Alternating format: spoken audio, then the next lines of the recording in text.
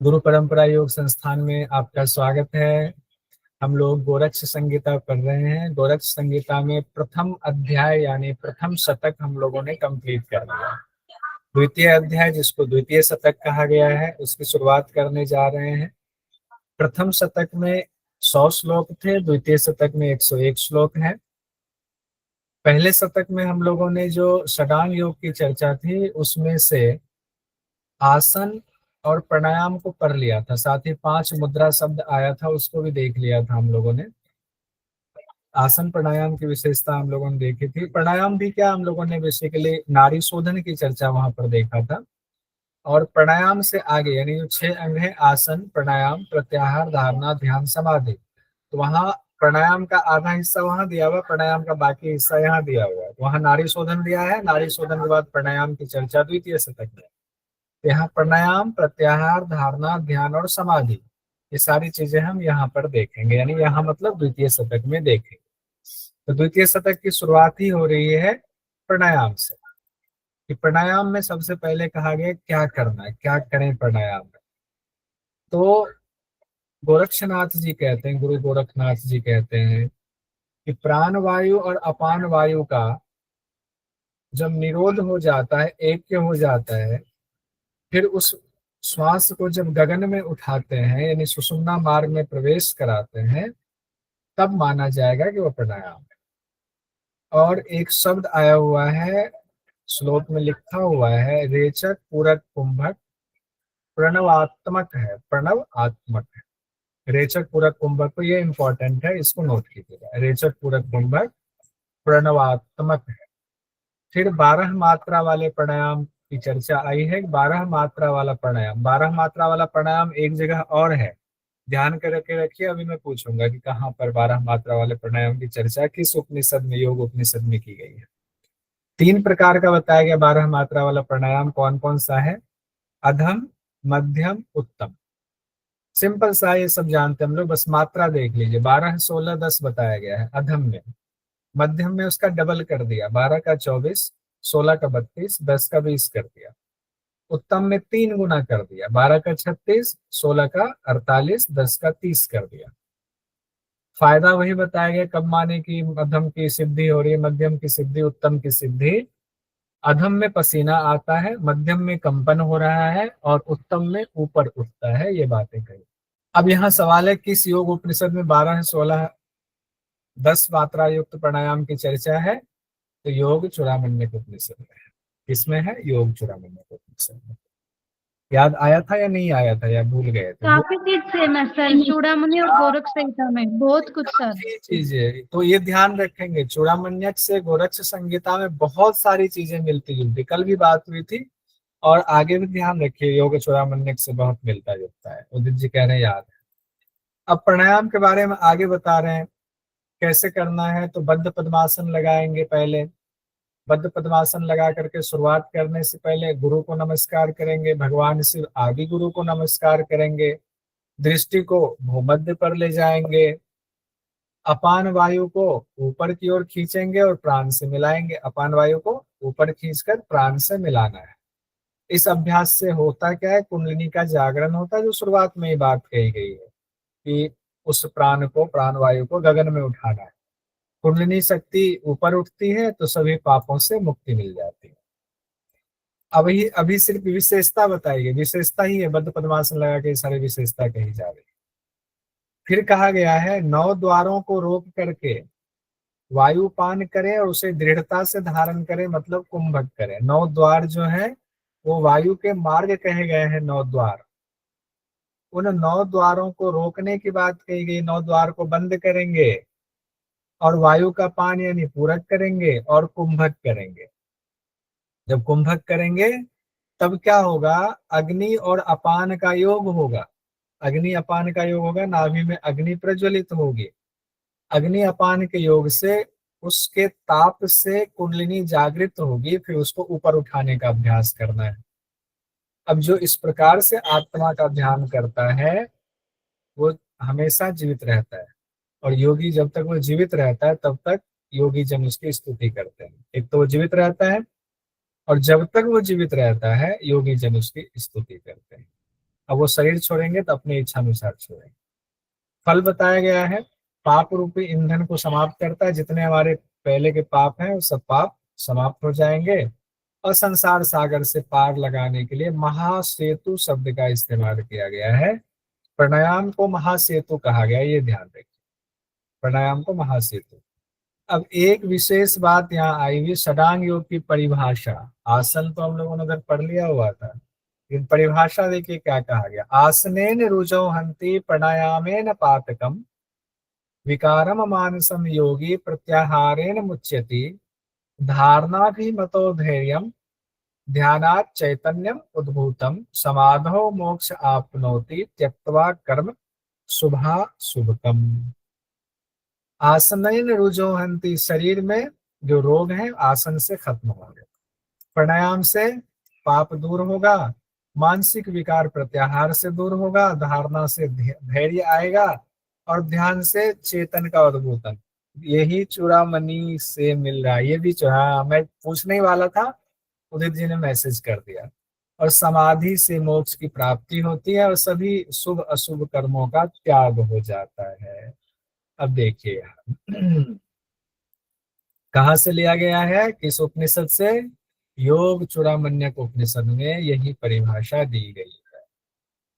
बहुत सारी चीजें मिलती है आसन से। आसनेन रुजो हंति, आसन से शरीर के रोग दूर होते हैं। प्राणायाम, प्राणायामेन पातकम, प्राणायाम से पाप दूर होता है। ये तो कई बार रिपीट हुआ तो याद हो गया होगा।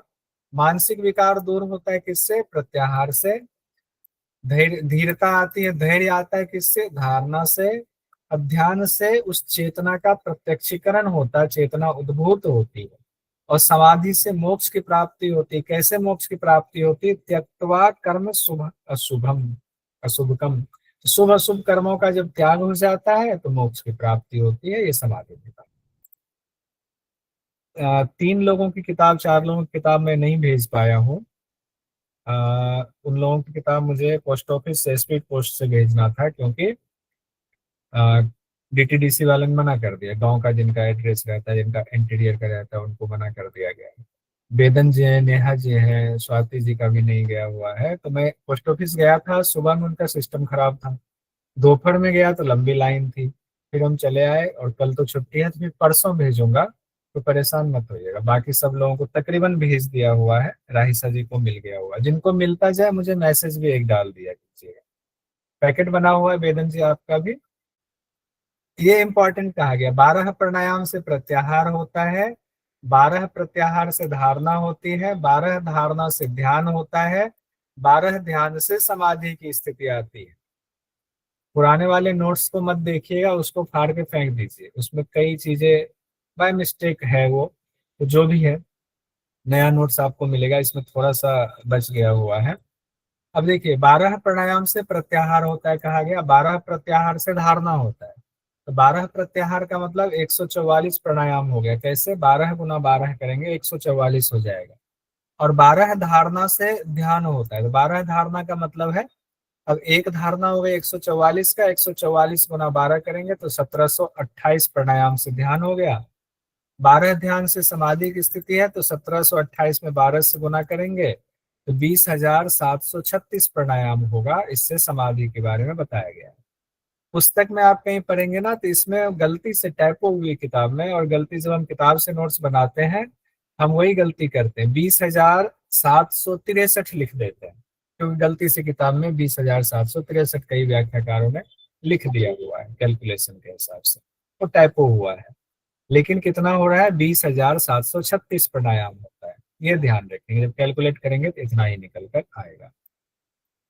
इससे आगे बढ़ते हैं, समाधि के स्वरूप और समाधि फल के बारे में आगे बताया जा रहा है। पहले तो कहा गया समाधि तैयारी के बारे में बात हो रही है, समाधि के स्वरूप, और उसके बाद शुरुआत में आई है, लेकिन मत सोचिए कभी प्राणायाम के बाद सीधे समाधि कहाँ से आ गई है। तो बीच बीच में कुछ चीजें समझाने के लिए आ रही चर्चा, चूंकि यहाँ इसलिए आई हुई है कि यहाँ पर आपको कहा गया है 12 ध्यान से समाधि की स्थिति आती है, इसीलिए थोड़ा सा यहाँ पर झलक दिखलाया जा रहा है। कहा गया है आसन लगाए, दोनों हाथों के अंगूठे से कान को तर्जनी से नेत्र को यानी सन्मुखी मुद्रा लगाने की बात है। मध्यमा उंगली से नासापुट को, अनामिका कनिष्ठा से मुख को बंद करेंगे। फिर अग्नि और अपान वायु सहित प्राण वायु को वक्ष में धारण करेंगे। फिर वक्ष में धारण करके फिर मूर्धा में धारण करेंगे। इस तरह योगीश्वर क्या करता है, अंतरात्मा की समता को प्राप्त करता है, वही समाधि हो जाता है। क्या कहा गया है, अग्नि और अपान वायु सहित प्राण वायु को पहले वक्ष में धारण करने की बात कही गई, फिर वक्ष से उठा करके उसको मूर्धा तक लाने की बात कही गई। वक्ष में धारण करना का मतलब यह है कुंडलिनी जागरण होती है, तो कुंडलिनी अग्नि अपान वायु प्राण वायु सबको लेकर के ऊपर बढ़ती है, इसीलिए ये बातें यहाँ आई हुई है।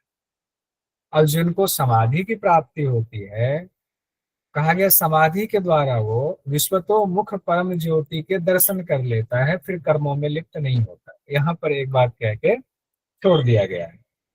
अब बीच में योग सिद्धि के लक्षण की चर्चा आई हुई है। समाधि के बारे में आगे हम लोग पढ़ेंगे, परेशान नहीं होंगे। योग सिद्धि के लक्षण की चर्चा आ रही कि योग सिद्ध हो रहा है, कैसे पता चलेगा। तो यहाँ पर गुरु गोरखनाथ जी कहते हैं, गगन वदने प्राप्ते ध्वनि उत्पन्ने महान घंटा दिना प्रवाद्यानाम तदा सिद्धिर पूरतः। प्राण वायु गगन में पहुंचने लगता है, जब गगन वदने प्राप्त, जब प्राण वायु गगन में पहुंचता है तो घंटा आदि वाद्य यंत्रों की ध्वनि सुनाई देती है। घंटा आदि वाद्य यंत्रों की, तब मानना चाहिए कि सिद्धि प्राप्त हो रही है, तब योग सिद्धि मिल रही है, जब घंटा आदि ध्वनि सुनाई देने लगे। यहाँ बाकी शास्त्रों की तरह ही गलत प्राणायाम करने से जो हानि होती है वो एज इट इज कहा गया है। हिक्काकाश तथा श्वास सिरह कर्णाक्ष वेदना भवन्ति विविधा रोगापन्नस्य व्यतिक्रमात् यथा सिंहो गजो व्याघ्रो भवेद्वश्यः शनैः शनैः अन्यथा हन्ति योक्तारम तथा वायुर वेशिवः। यानी अयुक्त प्राणायाम, अगर गलत तरीके से प्राणायाम करते हैं, जल्दी जल्दी प्राणायाम करते हैं, हिक्का काश श्वास के रोग होंगे, सिर में पीड़ा, कान में पीड़ा, आंख में पीड़ा होगी। ये चीज सीक्वेंस, वही सीक्वेंस में एग्जाम में पूछा जाता है, क्योंकि हर शास्त्र में यही सीक्वेंस बताया है। तो प्राणायाम को कैसे साधना करेंगे, जैसे यथा सिंह हो, जैसे सिंह को, गज को और व्याघ्र को, सिंह हाथी और व्याघ्र को जैसे धीरे धीरे वश में किया जाता है, वैसे ही वायु को भी धीरे धीरे वश में करेंगे। ये कॉमन था, तो इसमें बहुत ज्यादा आपको दिक्कत नहीं हुई होगी। प्राणायाम के बाद प्रत्याहार पर आते हैं। प्रत्याहार के बारे में कहा गया है, चक्षु आदि इंद्रियों को अपने विषयों से लौटाना प्रत्याहार। इनको यानी कि इंद्रियों को इंद्रियों के विषयों से लौटाना ही प्रत्याहार है। इंद्रियों को इंद्रियों के विषयों से यथाक्रम लौटाना प्रत्याहार है। अब यहाँ पर दिवस के 3 विभाग की चर्चा आ गई हुई है, देखते हैं समझते हैं। यहाँ दिवस के 3 विभाग की चर्चा शब्द क्यों आ गया हुआ है। जैसे दिन के तीसरे काल में सूर्य अपनी प्रभा को समेट लेता है। दिन के 3 होते हैं ना, सुबह, दोपहर और शाम। तो कहा गया जैसे दिन का जो तीसरा प्रहर होता है, या तीसरा प्रहर करके तीसरी स्थिति, तीसरा काल होता है, तो सूर्य अस्त होने अपनी प्रभा को समेट लेते हैं। उसी तरह योगी भी क्या करते हैं, योग के तीसरे अंग से मन के विकारों को दूर कर लेता है। योगी भी अपने मन के विकारों को योग के तीसरे अंग से दूर कर लेता है, इसीलिए दिवस के 3 विभाग की चर्चा आई। कैसे, जैसे कछुआ अपने अंगों को समेट लेता है, योगी भी प्रत्याहार से इंद्रियों को उसके विषयों से हटा लेता, हटाकर आत्मा के अधीन कर लेता। आत्मा का अधीन मतलब आत्मा पर चित्त को ले जाता है। यह भी कॉमन है, कोई बहुत विशेष बात ऐसी नहीं है। प्रत्याहार कैसे करें, तो जैसे आपको घेरण संहिता में कहा गया है, मिलता जुलता वैसे ही है। कान के जो विषय हैं, शब्द हैं, उसको वहां से हटाएं, आत्मा के वश में करें।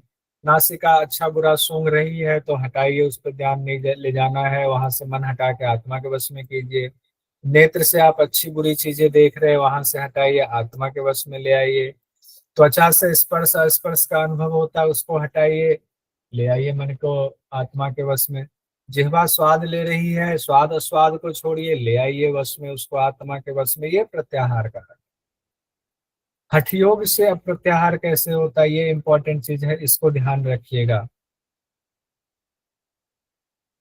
इसको ध्यान रखिए, चंद्रमा से निकलने वाली अमृतमयी धारा को सूर्य अपना ग्रास बना लेता है, ये सब लोग जानते हैं।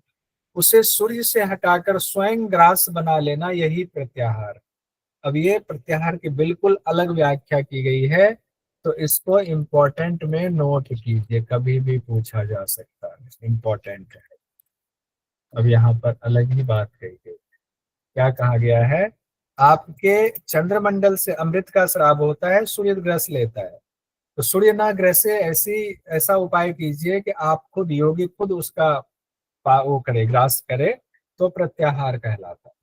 और यहाँ इसी बात को समझाने के लिए एक श्लोक दिया गया है, श्लोक को हमने जानबूझकर रखा है कि क्या पता इससे संबंधित सवाल ना पूछ दे। लिखा हुआ है, एक स्त्री भुज्यते द्वा अभ्या द्वा अभ्यायागता चंद्रमंडलात् तृतीयो यह पुनस्ताभ्याम स भवेद जरामर। एक स्त्री भोग्या है और जो दूसरा है भोगने वाला, वो सूर्य कहा गया है। यदि उसे तीसरा कोई भोगता है तो वह अजर अमर हो जाता है। अब यहाँ देखिए, स्त्री की तुलना की गई है अमृत से, स्त्री की तुलना अमृत से की गई है, सोमरस से। पहला भोगने वाला कहा गया है सूर्य को, कि वो सूर्य भोगता है तो आपका नाश होता है। लेकिन तीसरा भोगने वाला यानी योगी के लिए कहा गया है, जो योग साधना के द्वारा उसको बचा लेता है, पूरे शरीर में भर लेता है, तो उसके लिए कहा गया है तब अजर अमर हो जाता है ये शरीर। तो ये बिल्कुल डिफरेंट श्लोक है जो बाकी जगहों पर नहीं मिलता है, इसीलिए हमने इसको लिखा हुआ है। अब आगे विपरीत करनी मुद्रा की चर्चा आ रही है। हम लोगों ने पढ़ा हुआ था प्रथम शतक में 5 मुद्रा की चर्चा थी, उसके अलावे एक और मुद्रा की वहां चर्चा आ रही थी, शक्ति चालनी शब्द का आया हुआ था। यहाँ पर फिर विपरीत करने का आया हुआ, फिर काकी मुद्रा की चर्चा आ रही है। तो वहां हमने 2 लिखा था, 2 ना होकर के उसको 3 कर लीजिए। 5 मुद्रा की चर्चा अलग से है, उसके अलावा 3 और मुद्रा बताई गई। खेचरी को तो नभो मुद्रा कहा गया, तो नहीं होगा। शक्ति चालनी, विपरीत करनी, काकी। अगर शक्ति चालनी को मुद्रा ना माने तो विपरीत करनी और काकी होगा। तो इससे थोड़ी कंफ्यूजिंग स्थिति है, तो ऐसे इससे क्वेश्चन आएगा नहीं, तो परेशान मत हो। विपरीत करनी मुद्रा में हम लोग आते हैं, वही बात कही गई है, चंद्रमा से अमृत गिरता है, सूर्य में जाकर के खत्म हो जाता है। उसको बचाना है, अग्नि के मुख से बचाना है और अपने मुख में लेना है योगी को। अपना मुख कौन सा, सुषुम्ना वाला मुख जो है उसमें भरना है। तो नाभि में स्थित जो अग्नि है उस सूर्य को ऊपर कर देना है, और तालु मूल में जो अमृत है उसको नीचे कर देना है। ये विपरीत करनी मुद्रा है, लेकिन ये गुरु के उपदेश से ही जानना चाहिए, ये खास बात कही गई। ये गुरु के उपदेश से ही जानना चाहिए, गुरु मुख से ही जानना चाहिए, विपरीत करनी मुद्रा हर जगह कही गई। अब देखिए, हम लोगों ने प्रथम शतक में चक्र भी पढ़ा हुआ था, वहां 2 ही चक्र की चर्चा हम लोगों ने देखा था। तीसरा मणिपुर चक्र की थोड़ी सी चर्चा देखा था कि पाप पुण्य से रहित कहा गया था, तो मान लीजिए मणिपुर चक्र की भी वहां चर्चा हो गई। तो 3 चक्र की चर्चा वहां प्रथम शतक में, आधार चक्र, स्वाधिष्ठान चक्र और मणिपुर चक्र के बारे में थोड़ा सा।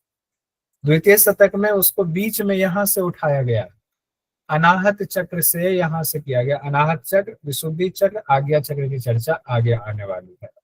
तो पहले अनाहत चक्र को देखिए, ये भी इंपॉर्टेंट है कि जैसे 3 लपेटे में बंधा हुआ मनुष्य रोदन करता रहता है, भूत वर्तमान भविष्य में मनुष्य रोता रहता है, उसी तरह अनाहत चक्र में माया से बंधा हुआ जो जीव है, अनाहत चक्र में वो जीव है, जीवात्मा की बात कही गई है। निरंतर वो नाद उत्पन्न करता रहता है, नाद उत्पन्न करता है। इसे योगी लोग अच्छी तरह से जानते हैं कि अनाहत चक्र में वो जीव फंसा हुआ है, वहां नाद उत्पन्न कर रहा है। और मणिपुर और अनाहत चक्र का अतिक्रमण करके जब योगी महापद्म की प्राप्ति कर लेता है, तब वो अमृत को प्राप्त होता है। तो मणिपुर भी कहा गया, मणिपुर का भी भेदन कीजिए, फिर अनाहत चक्र का भेदन कीजिए, फिर उसको ऊपर ले जाइए, फिर अमृत को प्राप्त कीजिए, तब आपको छुट्टी मिलेगी, छुटकारा मिलेगा। नहीं तो नाद उत्पन्न होता रहेगा, माया के चक्र में वो जीव अनाहत चक्र में फंसा रहेगा। क्वेश्चन आ सकता है यहाँ से, माया से बंधा जीव कहाँ निरंतर नाद उत्पन्न करता रहता है, यहाँ सवाल आ सकता है। कहाँ निरंतर नाद उत्पन्न करता रहता है, तो कहाँ करता है?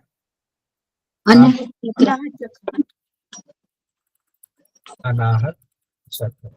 ठीक है, मैं जानता हूँ आप सबको पता है, लेकिन जब हम बोलेंगे ना बोल करके तो याद होता है जल्दी, इसीलिए मैं कई बार कहता हूँ बोलिए बोलिए।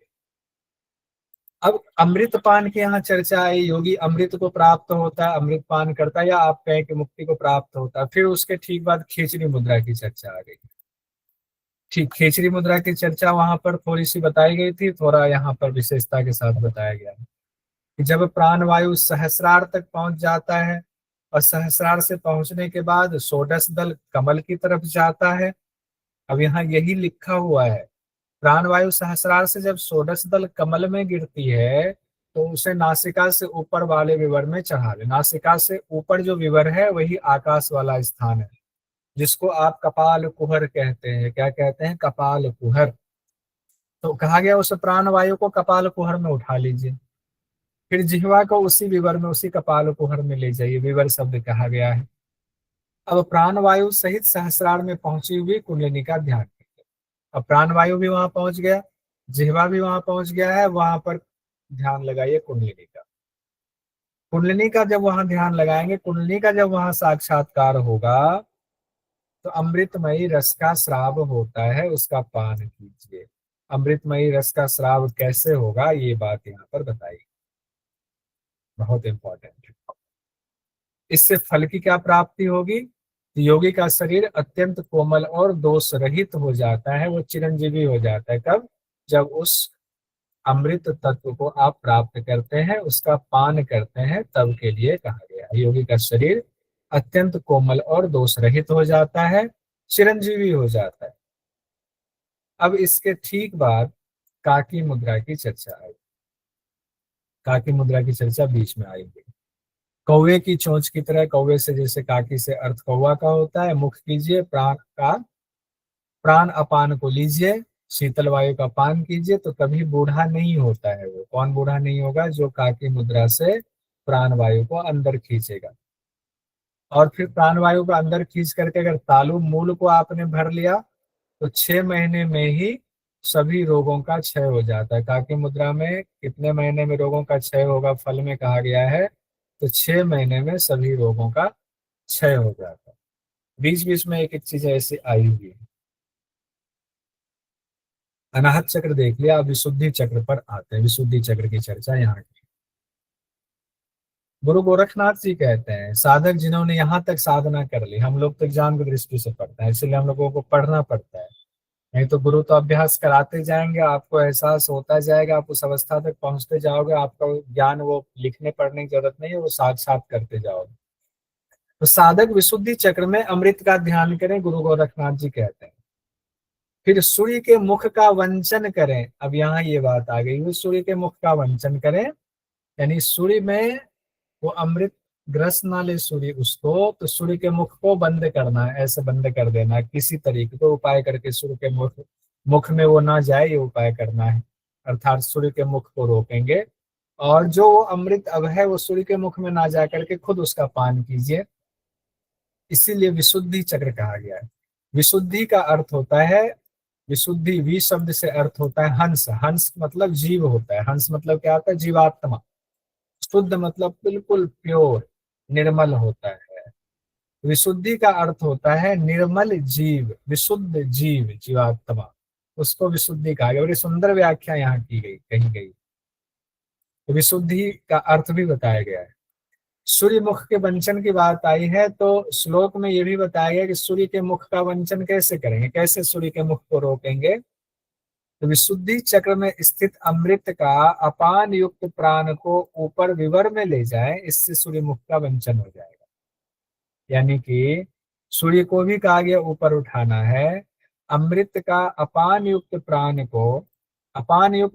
को ऊपर उस विवर में ले जाएंगे, इससे सूर्य मुख का वंचन हो जाएगा। प्राण को ऊपर ले जाने की, उस कपाल को हर में ले जाने पर। अब विशुद्धि का अर्थ हम लोगों ने देख लिया, व्याख्या में भी कहा गया शुद्ध हंस से है, हंस जीव को कहा गया, लेकिन श्लोक में भी है। अब अमृतपान करने की खास विधि बताई जा रही है कि अमृतपान कैसे करना है। तो सोमकला जो अमृत है, सोमकला अमृत का मतलब सोम वो चंद्रमा स्थान से जो अमृत गिरता है, उसीलिए उसको सोमकला अमृत कहा जाता है। उसको नासिका के ऊपर जो विवर है यानी कपाल कुहर जो है, उसमें पहले भरना है, उस कपाल कुहर में। फिर वायु के जितने द्वार हैं उसको रोकेंगे, वायु के 9 द्वार बताए गए हैं, सभी 9 द्वारों को रोक करके गगन में पूरक करेंगे। अब पूरक करना है गगन में। फिर देखिए विशेष बात कही गई है, बाकी जगहों पर यह चर्चा, ऐसी चर्चा आपको नहीं मिलेगी। जमीन पर पीठ के बल लेट जाइए, उत्तान लेट जाइए और पांव को ऊपर उठा लीजिए और अमृत का पान कीजिए। वहां पर सुनने में आसान लगता है, कठिन विधि है, बिना गुरु के नहीं हो सकता। क्या कहा गया है? सोमकला अमृत को उस विवर में भरिए, सभी द्वारों को रोकिए, वायु के सभी द्वारों को, गगन में उस फिर पूरक कीजिए, जमीन पे लेट जाइए उत्तान होकर के, दोनों पांव को ऊपर उठा लीजिए, अमृत का पान कीजिए। ये बातें और कहीं नहीं कही गई है, इसीलिए ये इम्पोर्टेंट हो जाता है, ये इम्पोर्टेंट हो जाता है। अब हम लोग आगे बढ़ते हैं इससे। इस तरह जो योगी हम आप अगर अभ्यास करें, तो सदा अगर अभ्यास करते हैं इसका, तो फिर हमारा क्षय नहीं होता है। और 15 दिन में अगर हम अभ्यास कर लेते हैं तो मृत्यु को जीत लेते हैं, मृत्यु जीतने की। अब देखिए खेचरी की ही बात हो रही है, लेकिन चक्र के दौरान बिना चक्र की सिद्धि के खेचरी का कोई इंपॉर्टेंस नहीं बताया गया है, कोई इंपॉर्टेंस नहीं। 5 मुख शिव का कहा गया है कि 5 मुख शिव के समान कौन हो जाता है? तो जो योगी मूल बिल को रोकने में सफल हो जाता है, उसके सभी विघ्न दूर हो जाते हैं, वो अजर अमर हो जाता है और पंचमुख शिव के समान हो जाता है। ये भी एक अलग बात कही गई, बिल्कुल डिफरेंट बात कही गई, ये ध्यान रखिए।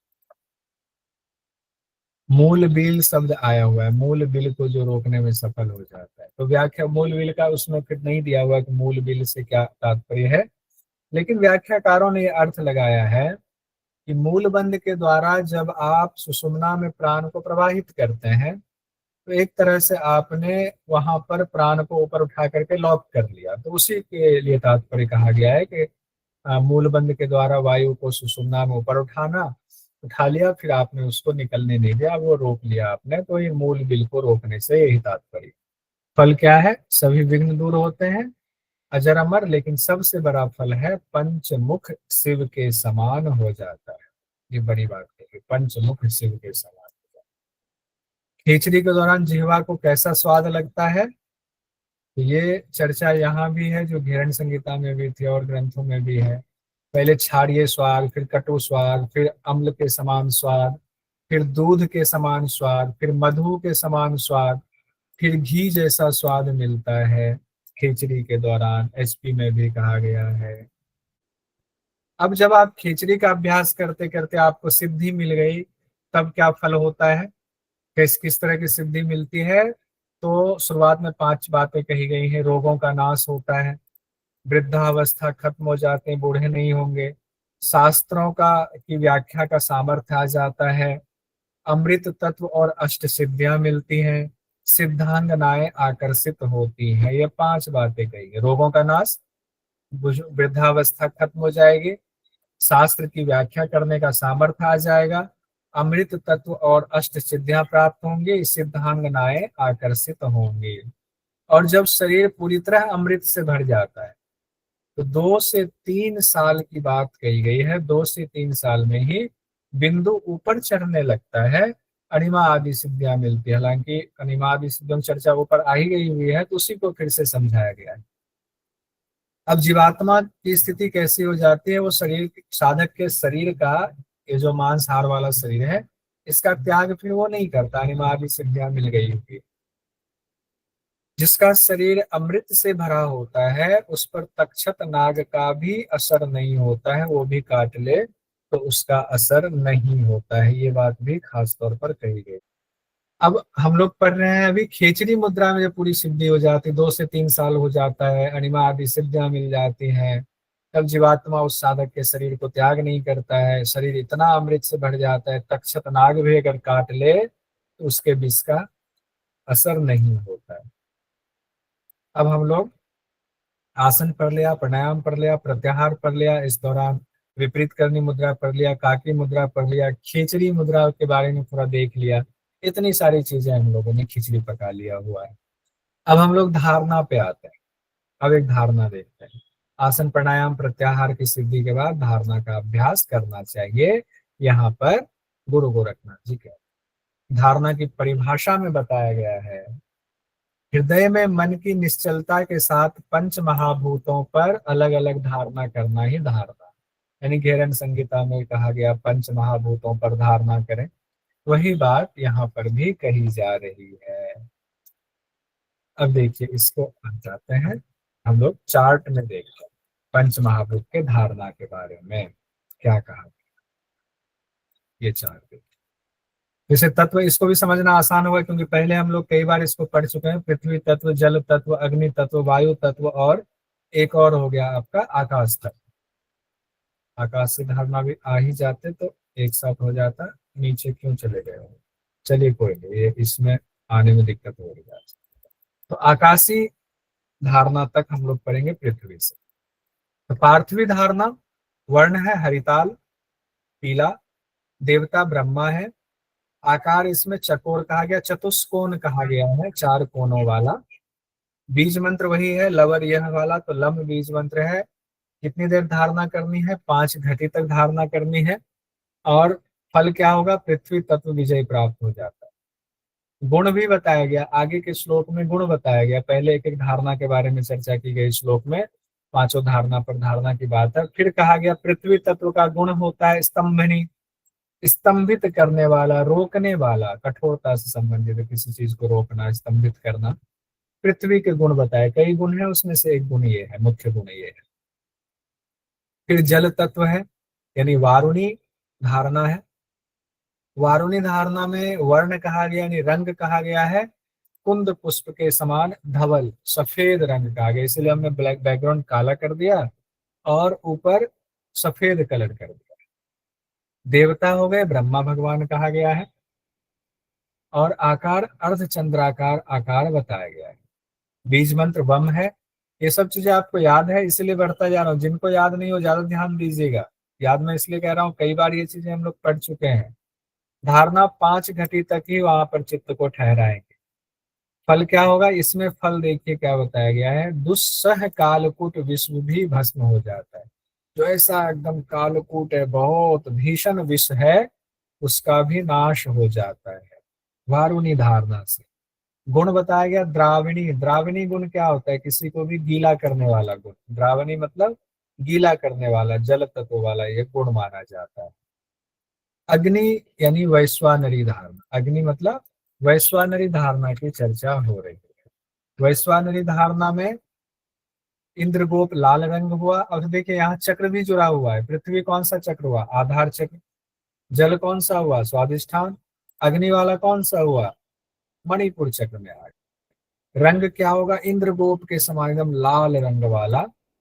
देवता हो गए रुद्र, इसलिए मैंने लाल रंग से यहाँ पर कलर किया हुआ है।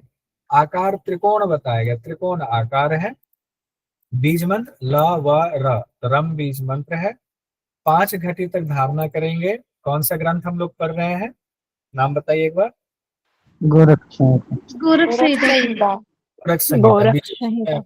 मुझे लगे ना कि हाँ कहीं आप लोग मेला देखें तो नहीं चलेगा माइंड ये रख करके, तो बोलने से पता चलता है। और अग्नि तत्व पर जय हो जाता है। और इसका गुण क्या है? दाहिनी, अग्नि में दाह होता है ना, जलाने का गुण होता है, ताप देने का गुण होता है, दाहिनी गुण बताया गया। फिर है अगला, चौथा तत्व है वायु तत्व। ये कहाँ से जुड़ा हुआ है? आपका हृदय चक्र से जुड़ा हुआ। अंजन पुंज की तरह, अंजन मतलब वो आंखों में जो काजल लगाते हैं, अंजन पुंज की तरह इसका रंग है। ईश्वरी देवता है, ईश्वर यहाँ के देवता है। आकार श्लोक में नहीं बताया गया है, ध्यान रखिए, श्लोक में आकार नहीं बताया गया, लेकिन व्याख्याकार लोग कहते हैं वृत्ताकार है, यानी वर्तुलाकार कहा गया है तो वृत्ताकार है, गोलाकार है। बीज मंत्र यम है, यम बीज मंत्र कहाँ का? अनाहत का। 5 घटी यहाँ पर भी ध्यान करेंगे और आकाश गमन के इससे शक्ति आ जाएगी, आकाश में उड़ करके पहुंच जाएंगे कहीं। और गुण क्या है? वायु तत्व का ब्राह्मणी गुण है, भ्रमण कराने वाला ब्राह्मणी गुण। पंचम तत्व है हमारा आकाश तत्व। आकाश तत्व में रंग कहा गया, जल के समान रंग होता है। देवता सदाशिव है। आकृति, आकाश तत्व में भी आकृति श्लोक में नहीं दिया गया है, लेकिन बाकी ग्रंथों में चूंकि वर्तुलाकार यानी कि गोलाकार दिया गया, तो यहाँ भी व्याख्याकारों ने वर्तुलाकार लिखा हुआ है। बीज मंत्र यहाँ पर यम बीज मंत्र है, यहाँ पर ह लवर यह हम बीज मंत्र है। 5 घटी ध्यान करना है और इसमें अलग बात कही गई है, मोक्ष कपाट खुल जाता है, मोक्ष द्वार खुल जाता है, ये बात खास कही गई। और गुण है आकाश का शोषणी, शोषण करना, सुखाने वाला गुण कहा गया, हर चीज का शोषण आकाश कर लेती है, ये गुण बताया गया। एक और चीज इंपॉर्टेंट इसके श्लोक में मैंने ध्यान दिया आज, वायु धारणा के दौरान भ्रुवो मध्य शब्द आया हुआ है, भ्रुवो मध्य। अब आगे हम लोग पढ़ते हैं विशेष बात क्या है, इसी में विशेष बात भी कही गई है। कर्म से, मन से, वचन से, इसके बाद जगाया गया है योगियों को, कर्म से, मन से, वचन से, इन 5 दुर्लभ धारणा कहा गया, दुर्लभ शब्द श्लोक में है, दुर्लभ धारणा का अभ्यास करने से, इसके दृढ़ हो जाने से दुखों से छुटकारा मिल जाता है। मन से, कर्म से, वचन से दुर्लभ धारणा का अभ्यास, इसके दृढ़ होने पर दुखों से छुटकारा मिल जाता है। अब यहाँ पर हम लोगों ने पृथ्वी, जल, अग्नि सबके गुण देखे थे। स्तंभन मतलब रोकने का सामर्थ्य, द्रावणी मतलब द्रव की तरह पतला करने यानी भिगोने का की क्षमता, दाहिनी मतलब ताप यानी जलाने की क्षमता, ब्राह्मणी हुआ भ्रमण शक्ति कहा गया, शोषणी हुआ सुखाने की शक्ति हुआ। तो वैसे तो हर तत्व के बहुत सारे गुण होते हैं, प्रमुख गुण को यहाँ पर रखा गया। अब हम लोग ध्यान में पहुंच गए हुए, ध्यान की चर्चा यहाँ पर हम लोग कर लेते हैं। ध्यान में बड़ा विस्तृत बताया गया है। ध्यान में क्या कहा गया है? स्मृति एक शब्द आता है, स्मृति। तो यहाँ चिंतन शब्द का कहा गया, चिंतन करेंगे, चिंतन आत्मा का चिंतन करेंगे, आत्म तत्व का चिंतन करेंगे। तो उसके लिए गुरु गोरखनाथ जी कहते हैं स्मृति धातु होती है। जैसे ये संस्कृत में होता है ना, किसी धातु से कोई शब्द बनता है। संस्कृत के जितने शब्द बने हैं तो किससे बना हुआ माना जाता है? धातु से। तो स्मृति धातु से चिंतन शब्द बना है, ये श्लोक में लिखा हुआ है। स्मृति धातु से चिंतन शब्द बना हुआ है, इसीलिए चित्त में आत्म तत्व का चिंतन करना ध्यान कहलाता है। किसका चिंतन करना है? आत्म तत्व का चिंतन करना ध्यान कहलाता है। और ध्यान के 2 प्रकार बताए गए, सकल ध्यान, निष्कल ध्यान। सकल को सगुण ध्यान कहा गया, निष्कल को निर्गुण ध्यान कहा। सकल मतलब कला सहित, निष्कल मतलब कला रहित। सकल ध्यान और निष्कल ध्यान यानी सगुण ध्यान और निर्गुण ध्यान, ये 2 बातें यहाँ पर आई। अब ध्यान करेंगे कैसे? तो सीधी सी बात है, बिल्कुल आसान बताया गया, सब में एक ही बात बताई गई।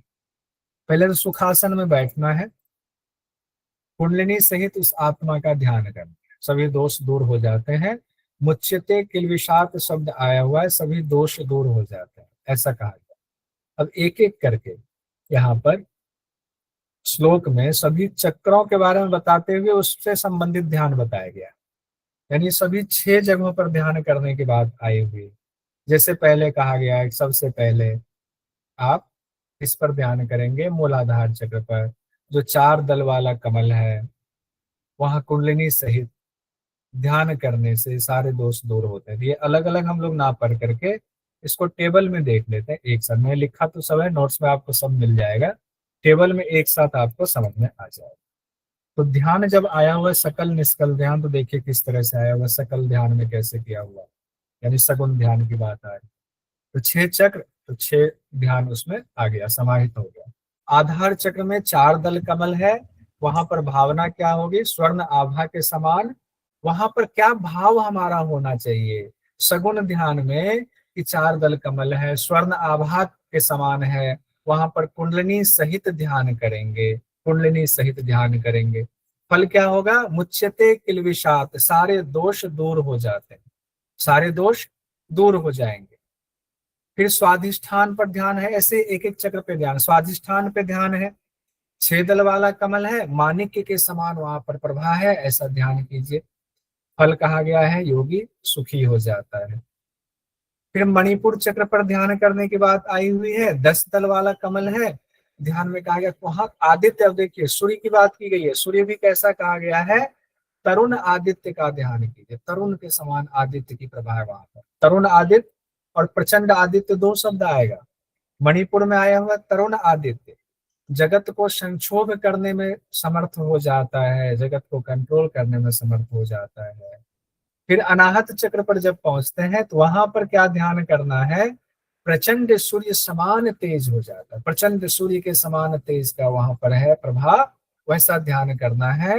तब योगी, फल बताया गया, ब्रह्ममय हो जाता है। योगी क्या हो जाता है, ब्रह्ममय हो जाता है। विशुद्धि की बात आई हुई है, विशुद्धि में 16 दल कमल है, दीप ज्योति समान प्रभा कहा गया वहां पर है, दीप ज्योति समान प्रभा, आनंदमय हो जाता है। फल कहा गया आनंदमय हो जाता है। फिर भूमध्य चक्र पर पहुंच गए विशुद्धि के बाद, वहां माणिक्य की शिखा के समान कहा गया, माणिक्य की शिखा के समान ध्यान करना है और मोक्ष की प्राप्ति होती है।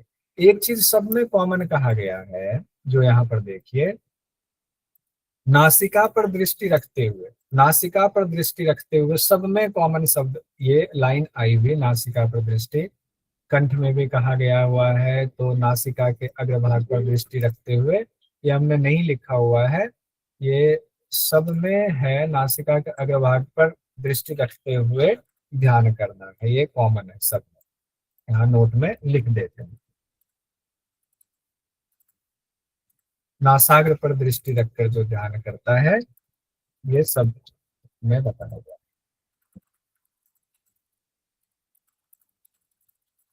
ये सब में बताया गया।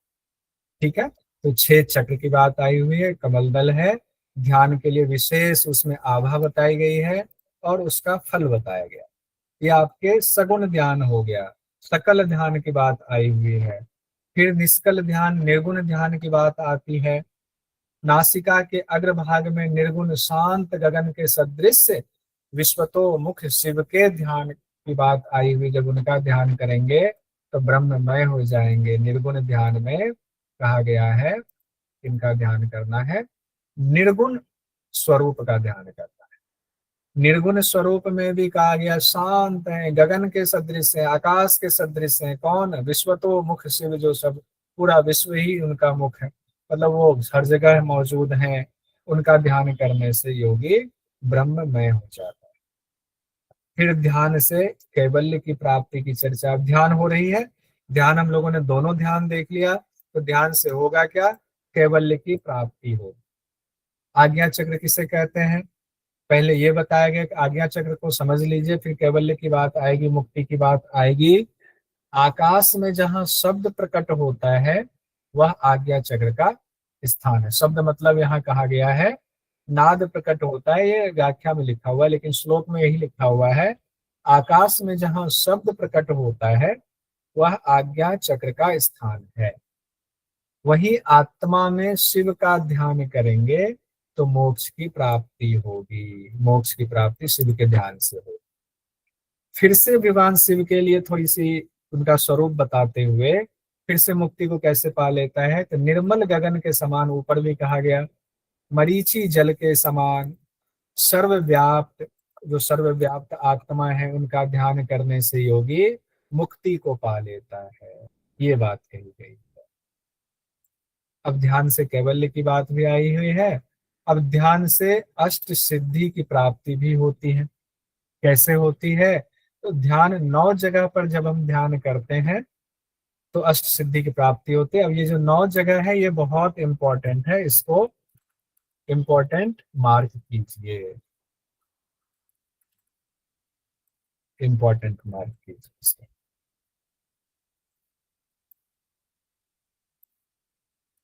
आइए, ध्यान के लिए 9 स्थान बताए गए। कौन कौन से 9 स्थान बताए गए हैं?